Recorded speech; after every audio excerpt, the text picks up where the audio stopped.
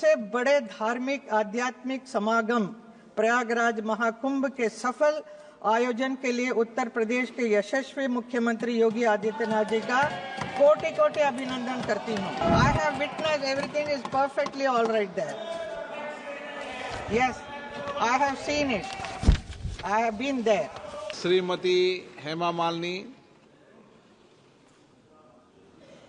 राधे राधे।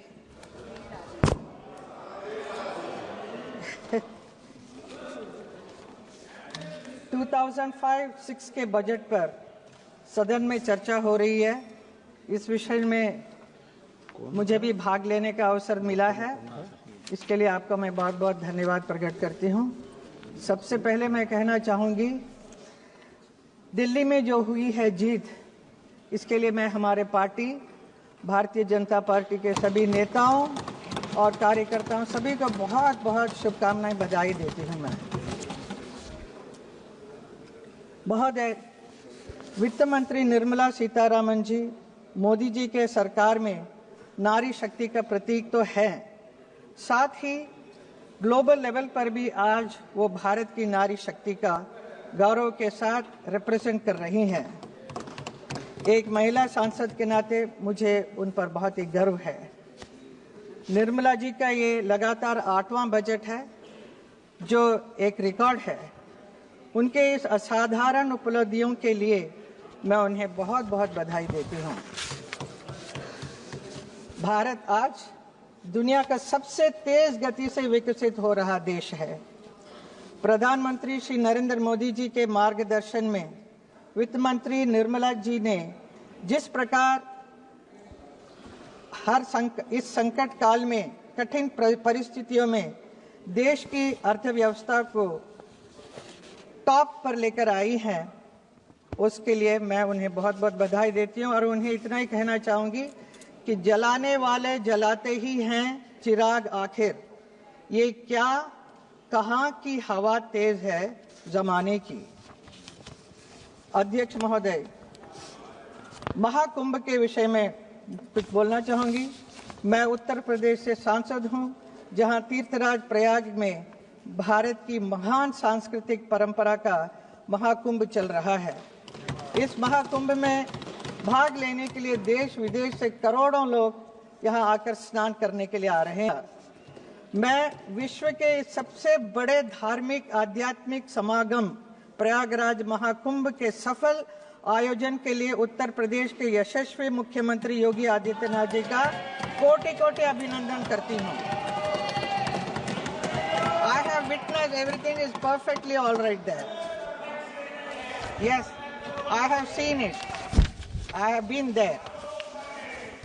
अध्यक्ष महोदय, सरकार के तीसरे कार्यकाल में 3 गुना तेज गति से काम हो रहा है।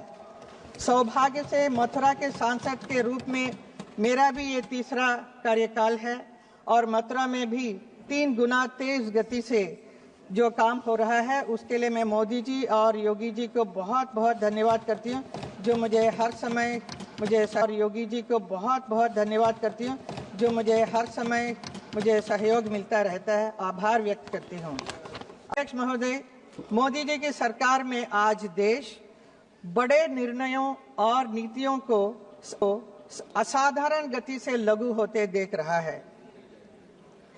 इन निर्णयों में गरीब, वंचित, मध्यम वर्ग, युवा, महिलाओं, किसानों को सर्वोच्च प्राथमिकता मिली है।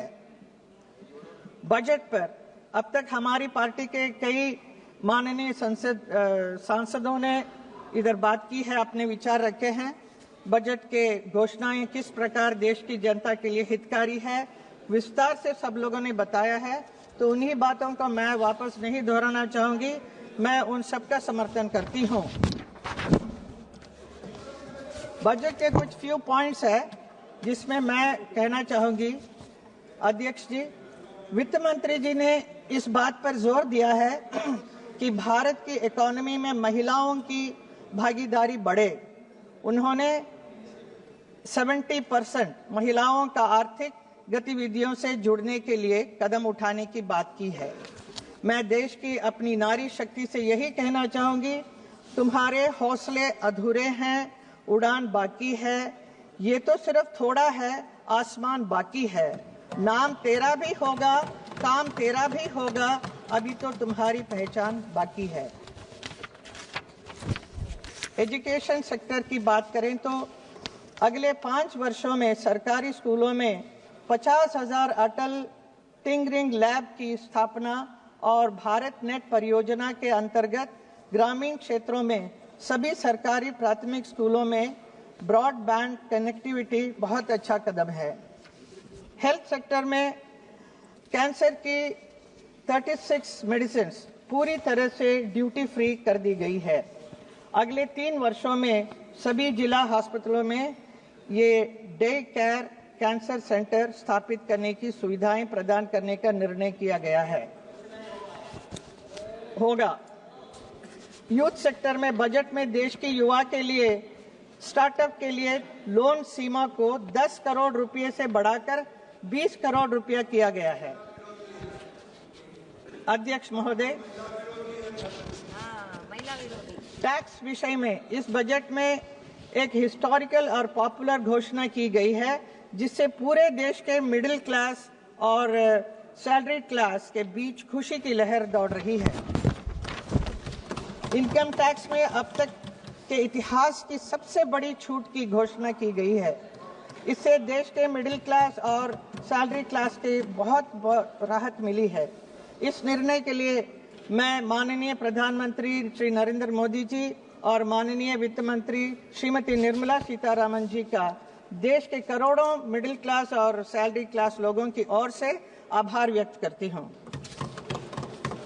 This year budget reflects most sincerely the thought process of our Honorable Prime Minister Modi ji, whose singular aim is to give the Indian population an Amrit Kal for years to come.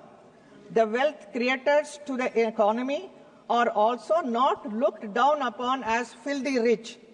Tax the rich and feed the poor slogan has been completely erased. महोदय, हम सबको गर्व होना चाहिए कि हमारे देश में पहली बार ऐतिहासिक world audio visual entertainment summit यानी वेव्स का आयोजन हुआ है। ये है नए भारत की पहचान। कला और फिल्म इंडस्ट्री के प्रतिनिधि होने के नाते मुझे भी इस समिट में पार्टिसिपेट करने का अवसर मिला। प्रधानमंत्री जी के साथ इस अवसर मिला था। इसके लिए मैं हमारे प्रधानमंत्री और आईएमबी मिनिस्टर अश्विनी वैष्णव जी का आभार व्यक्त करती हूं। अध्यक्ष जी यमुना हमारी महान आध्यात्मिक परंपरा और संस्कृति में यमुना मैया की आध्यात्मिक महत्व है, मथुरा वृंदावन की पहचान है, जीवन रेखा है। पिछले मथुरा वृंदावन में जितने नाले वगैरह हैं उसको बंद करने की कोशिश की, लेकिन फिर भी हम लोग कामयाब नहीं रहे, क्योंकि जो यमुना की जो अशुद्ध जल जो आ रहा है वो दिल्ली से आ रहा था। तो हम उस वक्त दूसरी पार्टी राज कर रहे थे, तो हम कुछ कर नहीं सके। तब हम सिर्फ हमारे ब्रजवासियों को इतना ही कहते रहे कि सब ठीक हो जाएगा, जल्द ठीक हो जाएगा। आज उम्मीद की किरणें आई है। 8 फरवरी को दिल्ली में भाजपा की जीत के बाद प्रधानमंत्री नरेंद्र मोदी जी ने कार्यकर्ताओं को संबोधित करते हुए भाषण का शुभारंभ भी यही किया कि जय यमुना मैया। उनसे की यमुना नदी को दिल्ली की पहचान बनाने की बात की। ये मोदी जी की गारंटी है, मतलब पूरी होने की गारंटी।